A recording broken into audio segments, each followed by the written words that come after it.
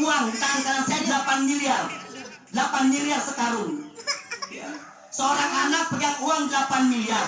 Sebelah kirinya pegang ban karet. Kalau orang sudah mau mati itu sakaratul maut, lagi ngap-ngapan seperti orang lagi ngap-ngapan di mana? Di lautan luas. Jadi kalau orang lagi mau tenggelam, kita tawarin uang sekarung sama kira ban karet, kira-kira milih yang mana? Ini yang aja kalau milih duit.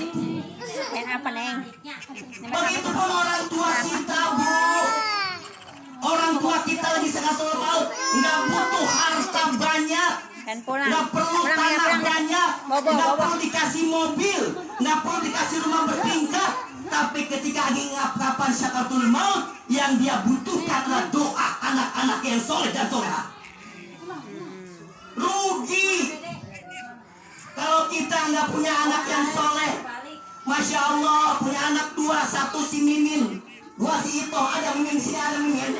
Mana Mimin? Min, kesini Min.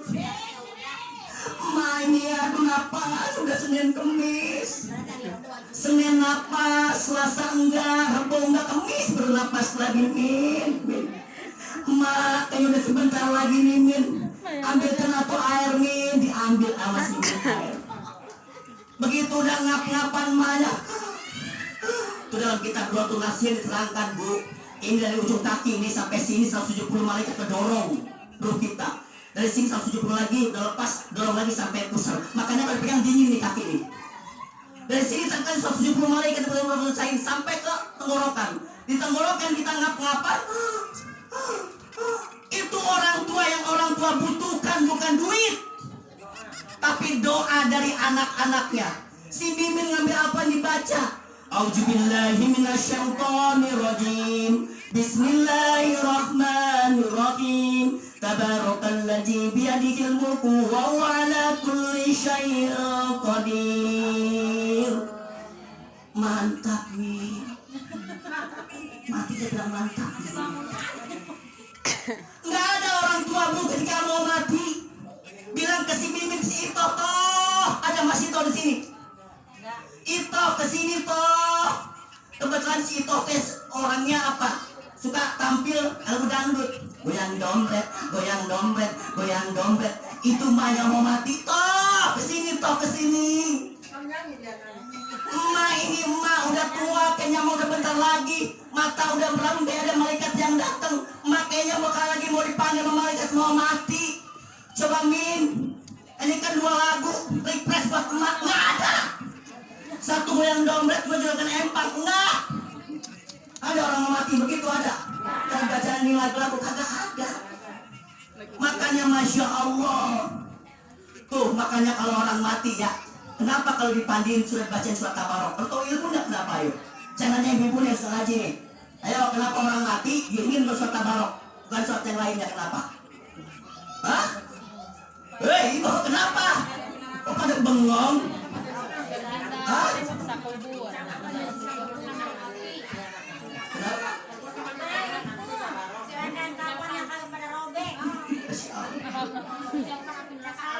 Jadi ketika orang mati itu, Bu, ilmu nih Bu.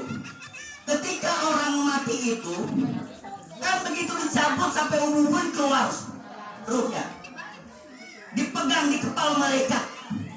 Tapi begitu ada 3 tempat, 3 waktu yang ruhnya dikembali lagi ke jasadnya. Makanya dia tahu. Makanya rugi kalau punya anak tuh nggak soleh. Ini anak gua kurang ajar. Gua kata, cuma saya aja bisa kelepak. Orang-orang pada suatu dia mau rokok di belakang masjid rokok, perpus, saya punya sendiri. Orang paling mati dia mau rokok. Satu tempat yang pertama ketika akan dipandiin. Jadi begitu si mayat mau dipandiin, ruhnya diberikan lagi jajar. Tuh, cuma yang mandiin nggak tahu. Kalau diberi kekuasaan itulah hadirnya Allah. Coba kalau pada saat dikembaliin, berat bangun lagi, wah, pada kabur mandi, wah, tuh. Kaget. Tapi begitu dikembaliin, disitulah kenapa dikembalikan ruhnya. Tujuannya adalah supaya si mayat merasakan. Kalau dia orang beriman, ketika sama Bu Amil, Pak Amil disiramin air dari kepala ke bawah. Itu seakan-akan diberikan air dari surga segar. Teduh, tenang. Tapi kalau orang ahli maksiat, suka nyakitin perasaan orang, suka nyakitin tetangga, suka macam-macam sama orang, maka ketika dia dipandikan oleh Pak Amil, dikucurkan air dari ujung kepala sampai kaki, seakan-akan dia dibanjur oleh air yang sedang mendidih panas dengan timah. Meleleh semua. Cuma kita nggak tahu dia ngejerit. Makanya dianjurkan para ulama iringi dengan surat tabarok supaya diringankan, berikan syafaat. Lagi dipandiin dengan amal-amal perbuatannya dia sendiri. Kemudian setelah itu selesai, makanya harus punya akal. Kalau mandiin jangan Pak Amil, Bu Amil dulu, tawarin dulu sama anak-anaknya. Tujuannya supaya kalau ada sesuatu tidak nyebar keluar. Yang kedua, dimasukkan ruhnya.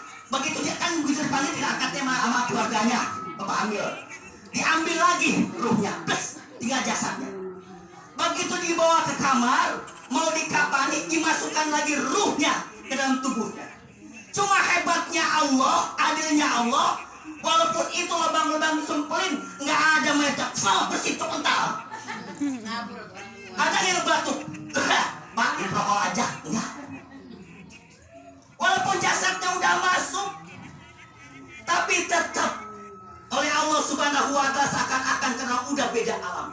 Maka disitulah dimasukkan ruh.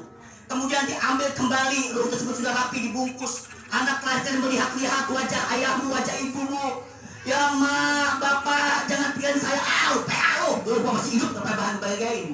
Udah pas gitu jalan. Begitu datang keranda, dimasukkan ke dalam keranda, bawa ke masjid, disolatkan atau di rumah disolatkan. Pada semana lagi ruhnya dimasukkan. Ketika akan selesai sholat, ketika akan bawa ke kuburan. Jadi ketika akan dimasukkan ke dalam kuburan, mau dia masukkan keranda tuh, yaitu kendaraan yang paling antik, paling mahal. Para pejabat, presiden, gubernur, bupati, camat, nggak mau naik duluan. Ibu mau naik duluan nggak? Ayo tuh, siapa yang siap naik sekarang? Ayo saya ambil di masjid. Nggak ada yang berani kan? Makanya doain dah, saya doain teman ibu-ibu sama saya, ibu-ibu sama saya, ya. Ibu yang duluan, saya yang Duluan. Ustaz duluan. Nggak siap saya naik ke dalam. Itu kendaraan paling antik. Ketika dimasukkan itu jenazah, kalau jenazahnya orang yang soleh dan soleha, dia akan berkata, kodimuni, cepat buruan atuh. Lu supir PA amat sih bawa mobilnya, kata jenazahnya. Bedanya dengan supir angkot, kalau angkot supirnya satu, penumpangnya banyak. Kalau ini mobil antik, supirnya banyak, penumpangnya cuma satu. Kodimuni, cepet bawa. Makanya nih, saya kasih tahu ilmunya nih, masyarakat mau dengar semua. Dengar nih ya, kalau seandainya ada orang meninggal dunia, kontak dulu yang gali lubang liang lahat sama yang di rumah.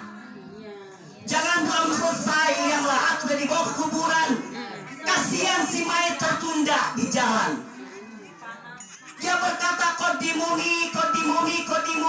Makanya kalau orang yang meninggal begitu habis sholat dimasukkan keranda jenazah itu, mobil yang paling antik pasti dipayungin kan ya? Karena dihidupkan kembali, ruhnya dimasukkan lagi. Bukan berdepan atau dia meriang gua. Begitu jalan kodimuni. Kenapa dia berkata ayo cepat. Ternyata bu, udah dikasih lihat di wajahnya, rumahnya di dunia nggak ada apa-apanya sama alam kubur dia. Alam kuburnya indah, seindah taman surga. Rumahnya kecil, dunia hartanya banyak, rumahnya paling besar kata orang. Tapi begitu dilihat alam kubur 2 kali 1,5 meter, ternyata kalau dia ahli surga, luasnya luar biasa. dan rumah itu begitu indah, makanya dia berkata, Qadimuni, cepat atau buruan, pengen buru dikubur.